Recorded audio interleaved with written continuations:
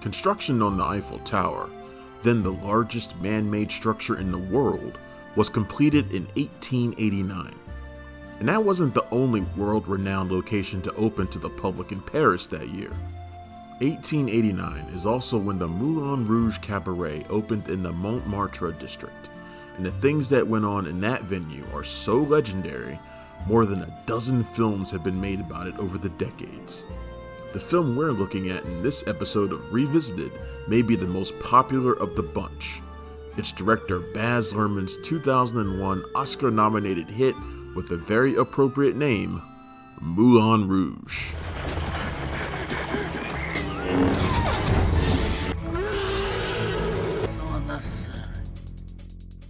The Moulin Rouge was named for the windmill on top of the building, a tribute to the fact that several other windmills used to stand in the area.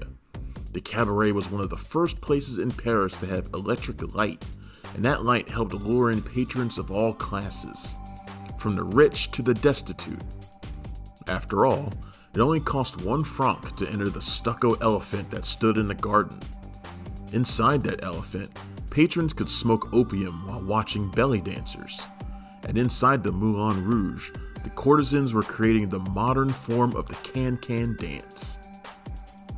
Australian filmmaker Luhrmann was inspired to make a movie set in and around this iconic French location after watching a Bollywood movie during a trip to India.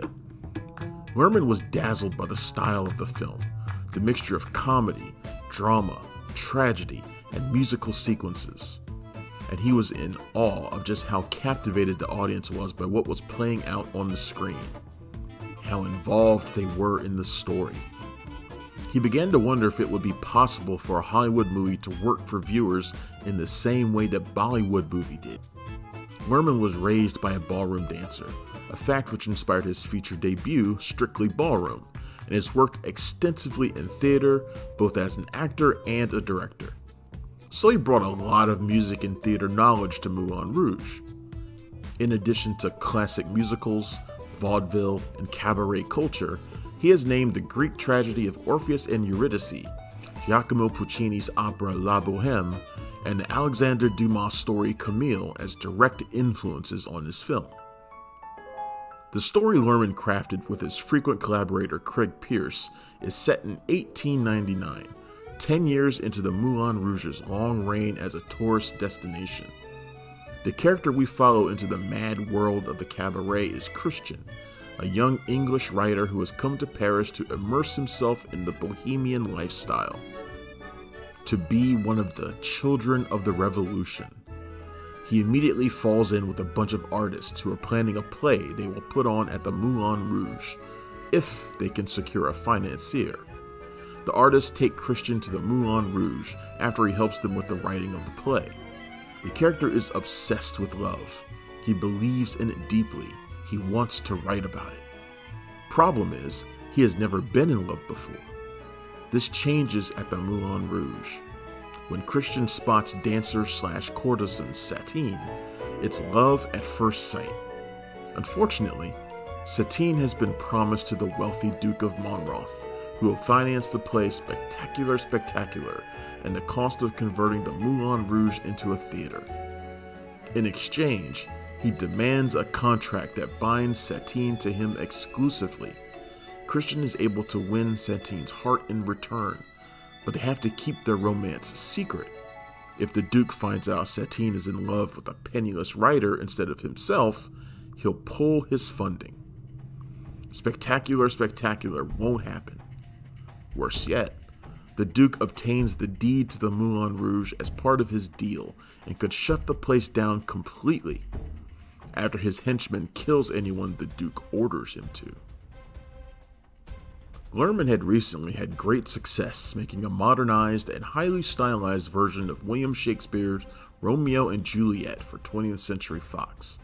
As Moulin Rouge began to move forward at the same studio, there was some consideration given to the idea that his Romeo and Juliet star, Leonardo DiCaprio, might star in this film too. That idea only lasted as long as it took for Luhrmann, DiCaprio, and a piano player to try to get through a performance of the song Lean on Me. DiCaprio said that as soon as he went for a high note, Luhrmann realized he had an atrocious singing voice. The casting process was extensive, and Luhrmann has teased that he has audition material of people you wouldn't believe. Among the actors who were considered for the Christian role were Jake Gyllenhaal, who seriously impressed Luhrmann with his singing abilities, and Gyllenhaal's future Brokeback Mountain co-star Heath Ledger. Courtney Love auditioned for the role of Satine, which ended up going to Nicole Kidman. Ledger got to read with Kidman, and Luhrmann felt they had incredible chemistry, even though Ledger was substantially younger than his potential co-star. But then Ewan McGregor caught the director's attention, and when he proved that he could sing, he was cast as Christian. Several other characters in Luhrmann's film are directly based on, and share names with, real people who spent time at the Moulin Rouge around the turn of the 20th century. John Leguizamo takes on the role of popular artist Henri Marie Raymond de Toulouse-Lautrec-Montfort, whose legs stopped growing after he broke them both in his early teens.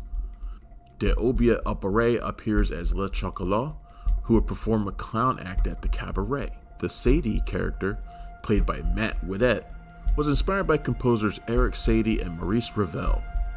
The supporting cast also includes Richard Roxburgh as the Duke of Monmouth, Jacek Koman as the unconscious Argentinian, and Caroline O'Connor as the trouble-causing Nini, with an appearance by Kylie Minogue as a green fairy from the label on a bottle of absinthe.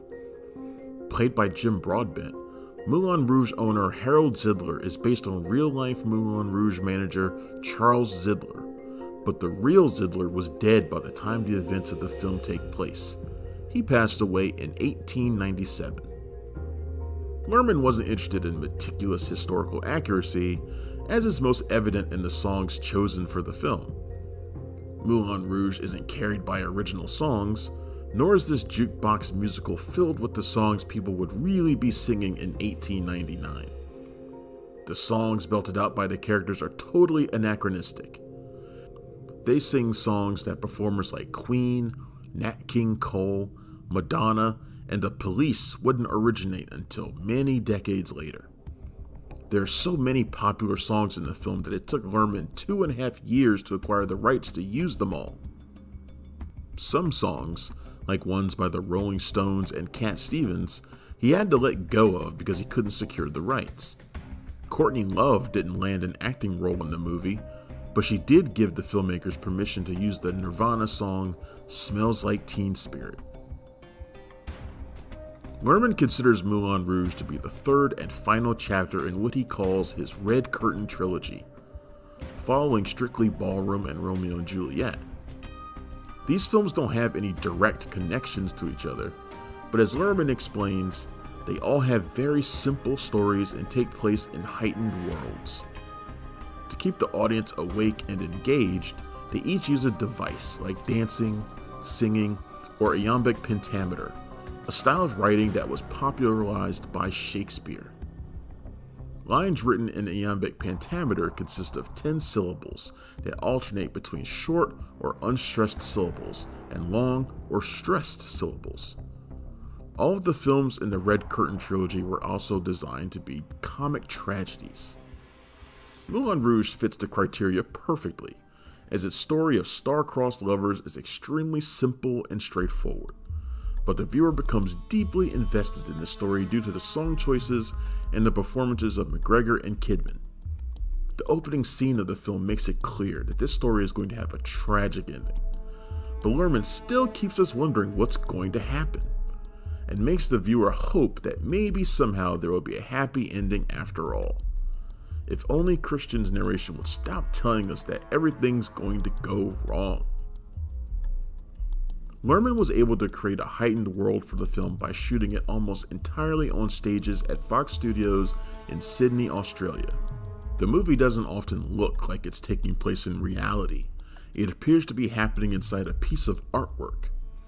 It took 6 months to shoot Moulin Rouge, from November 1999 to May 2000, and the production ran over schedule, so Luhrmann and his cast and crew had to hustle to vacate the soundstage before George Lucas moved in to film Star Wars Episode II: Attack of the Clones there. McGregor stuck around though, since he also starred in Attack of the Clones. One reason why filming took longer than expected may be the fact that Kidman received multiple injuries during the production. She broke ribs twice, once from a corset being pulled too tight, another time from being lifted in the air for take after take. And she tore cartilage in her knee when she fell down some stairs while dancing in heels. But even with these injuries, she soldiered on and did everything that was required to properly bring Satine to the screen. Watching Moulin Rouge, it seems like it must have been an exhausting project to work on. There are so many dance sequences and musical numbers, and it comes off as being all the more exhausting due to the film's fast pace and frenetic editing style. The first 15 minutes of this movie will be an endurance challenge for some viewers. Everything moves so quickly, the actors are so excited and loud, there's goofball characters and a green fairy, cartoon sound effects, there's dancing and laughter, you've got Jim Broadbent screaming in your face and having fun. It's sensory overload, which is fitting because Christian is surely experiencing sensory overload as well. He has just gotten to Paris, met a group of people pursuing a thrilling artistic venture, and now he has been dropped into the insanity of the Moulin Rouge. According to Luhrmann, the idea was to express the excitement the cabaret brought to its patrons in 1899 in a way that modern viewers could relate to. Thankfully, the film calms down a bit soon, when Christian spots Satine and the love story begins. Once you reach the sequence set inside that legendary stucco elephant of the smitten Christian trying to convince Satine to give him a chance, you can't help but start caring about these characters. And while the two sing lyrics from songs by the Beatles, Kiss, Phil Collins, U2, Wings, David Bowie, Dolly Parton, and Elton John to each other, falling in love right before our eyes, you might even fall in love with the movie. That's the most joyous part of the film, because Christian quickly learns that being in love with someone is more complicated than he ever imagined, especially when you have a creepy, insanely jealous Duke lurking around at all times. There's not much to the story of Moulin Rouge, and we know it's not going to end well as soon as it begins. But Luhrmann brought that story to the screen with style to spare, and his actors did incredible work in their roles. The love Christian and Satine feel for each other is palpable, and comes across as being so deep and genuine. Watching the film turns out to be a heartbreaking experience. But it's worth the ride to see Luhrmann's visuals, to see the life and emotion the actors imbue their characters with, and to hear the songs they sing. Moulin Rouge was originally scheduled to reach theaters in December of 2000, but was pushed back to a summer 2001 release, giving Luhrmann more time to perfect visuals in post-production. The delay worked out because the film was a financial success. Made on a budget of $50 million, it ended up earning nearly $180 million at the global box office. It also went over well with critics and received praise from directors of classic musicals. West Side Story and The Sound of Music director Robert Weiss and Singing in the Rain director Stanley Donen both had positive things to say about the film. Weiss was quoted as saying that Moulin Rouge had, quote, reinvented the Hollywood musical in a way that is always surprising, always enlightening, and always exhilarating. Donen called the film an expertly done musical that, quote, challenges our notion of pace by presenting every moment as a showstopper. The film's status in pop culture was greatly enhanced by the release of a soundtrack album that Luhrmann produced. Although the soundtrack features some of the songs as performed in the movie, it also has covers of songs that weren't in Moulin Rouge, like Beck covering Bowie's Diamond Dogs, a trio including Bono covering the T-Rex song Children of the Revolution, and a cover of the 1970s hit Lady Marmalade by some of the biggest female vocalists of the time, Maya, Pink, Lil' Kim, Christina Aguilera, and Missy Elliott. That soundtrack was a massive success, selling more than 7 million copies and going double platinum. The Lady Marmalade single ruled the Billboard charts for weeks, and Paul Hunter directed the singers in a video styled to resemble Moulin Rouge. The video won both Best Video of the Year and Best Video from a Film at the MTV Video Music Awards, and the song won a Grammy in the Best Pop Collaboration with Vocals category. The movie won its share of awards as well. Moulin Rouge received 6 Golden Globe nominations, including Best Picture in the Musical or Comedy category, Best Director, Best Actress, Best Actor, and Best Original Score. The original song, Come What May, which Christian writes for Satine in the film, was also up for Best Song. Kidman went home with the Best Actress Award. The film won Best Original Score, and it also won that Best Picture Award. Moulin Rouge was nominated for 8 Academy Awards, but Come What May was disqualified because it hadn't been written specifically for this movie. It had been written for, but not used in, Luhrmann's Romeo and Juliet. Somehow the Academy also neglected to give Luhrmann a Best Director nomination. Golden Globe Best Picture winners often win Best Picture at the Oscars as well, but Moulin Rouge didn't. Instead, the award went to the movie that won Best Picture in the Drama category at the Golden Globes, A Beautiful Mind. Moulin Rouge did win Oscars for Best Art Direction and Best Costume Design, and while it was nominated for 12 BAFTA awards, making it the most nominated film of the year at that year's BAFTAs, it only won 3: Best Original Music, Best Sound, and Best Supporting Actor for Jim Broadbent. The National Board of Review picked Moulin Rouge as the best film of 2001, and so did the viewers of the BBC's Film 2001 television program. The American Film Institute ranked it in the top 10 of the year. Over time, the film has continued racking up accolades, with multiple polls naming it as one of the best films of the 21st century. Empire magazine even ranked it at number 211 on their list of the 500 greatest movies of all time. Luhrmann wondered if a Hollywood movie done in a Bollywood-esque style would work for the audience, and the answer was a loud and clear yes. A yes that has been reverberating for over 20 years now.